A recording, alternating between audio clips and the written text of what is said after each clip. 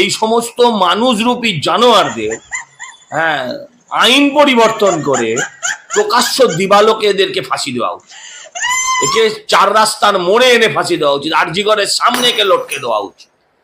ক্রেনে করে, যেমন অন্যান্য বিভিন্ন কয়েকটা দেশে হয়, ক্রেন নিয়ে এসে ক্রেনে ঝুলিয়ে দেওয়া উচিত। এদেরকে সেরকম ভাবে মারা উচিত। এদেরকে কারাগারের অন্তরালে ফাঁসি দিলে মানুষের এদিকে রাগ কমবে না।